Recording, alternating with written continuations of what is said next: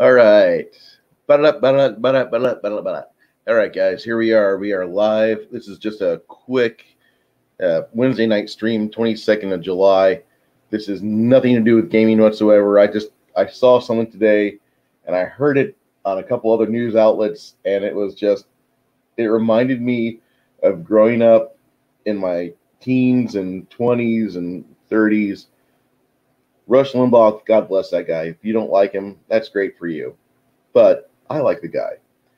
No surprise there. And he helped challenge a lot of things that I had learned in school, learned parentheses, quotation marks. Anyway,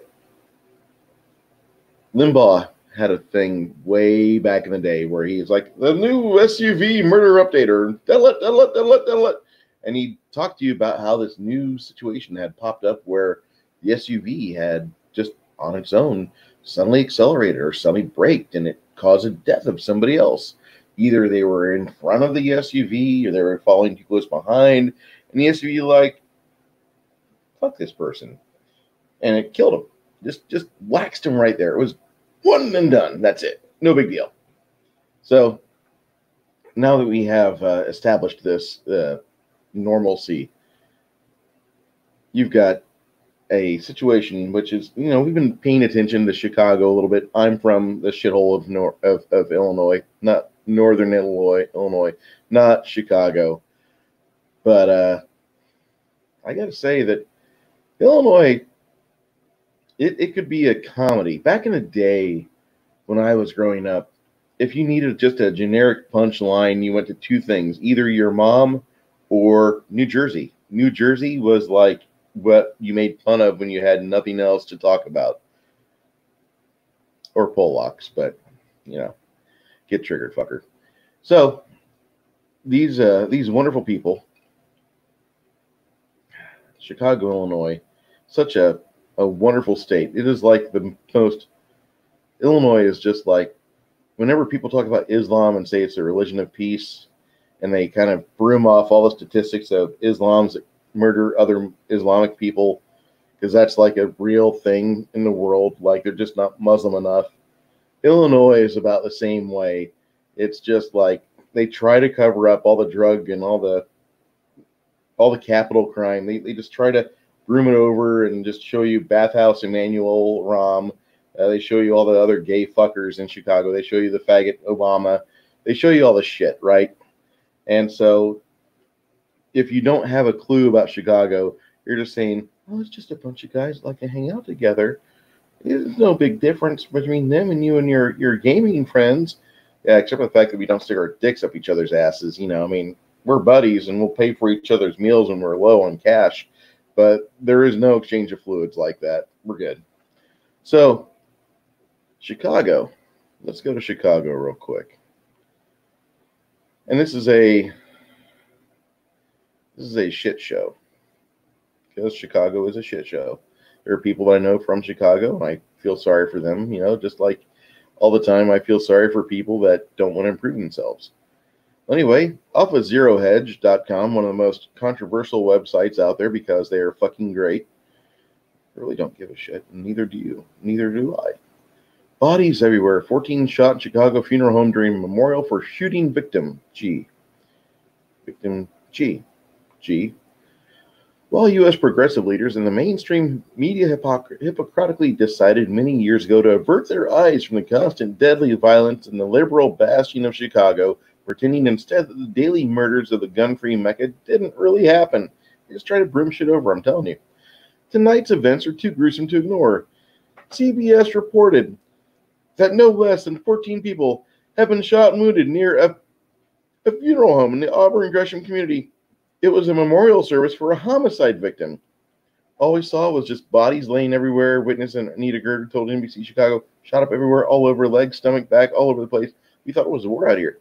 At least 60 shell casings. At least 60 shell casings were located at the scene of the shooting. It said previously 9 were transported to hospital from the scene. Fire department confirmed 2 additional victims were found blocks away near 63rd, getting themselves to the hospital. One woman was struck multiple times. She was shot multiple times. A woman shot multiple times. Women most affected. People at the scene said they were inside the funeral home when the shooting started. Some were covered in blood after the incident. They spoke to a woman who was part of the funeral and had blood on her jeans. She didn't know where the blood it was, whose blood it was. And the victims walked into the hospital. Officers took some victims to hospitals. One person of interest was being interviewed Tuesday night. They never go into that. All we know is that perp vehicle, SUV, rolls up. Rifles are produced. Bullets are sent downrange into mourners. This is exactly the type of thing that Chicago is known for. They do it right. If they want to make mass casualties a thing, you guys need to look at Chicago and just emulate what Chicago does. Because when it comes to making it seem like a war zone inside the United States of America continental piece, Chicago will take that prize from you all day. So anyway, I just thought that was something that we all needed to get into. McCloskey, the urban suburban commando couple here. This gun this chick had wasn't even properly put together. I don't know if this article is true or not. This is Zero Hedge, but this is just like CBS or CNN. They get shit wrong all the time too, so don't even go there. They must prove in Missouri when a weapon is involved with a situation like this, it's readily capable of lethal use when it's used in the type of crime which McCloskeys have been charged. And they've been charged with brandishing a weapon. The fuckers were threatened with their fucking health and lives. There was cunts that were there busting down gates to the neighborhood, screaming at them saying, "I'm going to sleep in your house. I'm going to kill you."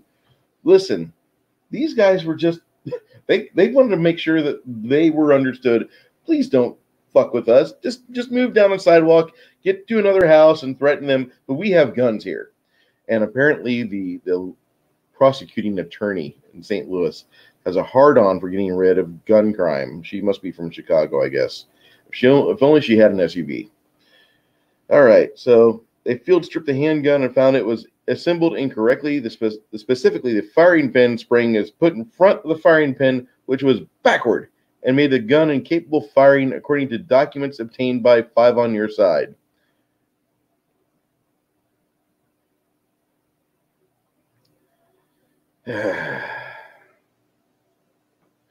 All right, so they worked at the disassembly and reassembly of the pistol. Joel Schwartz tells the news at KSDK they intentionally misplaced the firing pin on the gun, making it inoperable. And they also turned in the gun just to show how nice they are, because the other gun got seized. They're like, "We're going to give you this gun too." Following up, Oklahoma teens are pieces of shit, so they get prosecuted as adults for terrorism reasons. John Cleese doesn't like our current culture. Neither do we, buddy. Trust us. Capitalism. What capitalism can do when it's allowed, and communism never will. Yeah, capitalism makes families happy. They can feed each other. Anyway.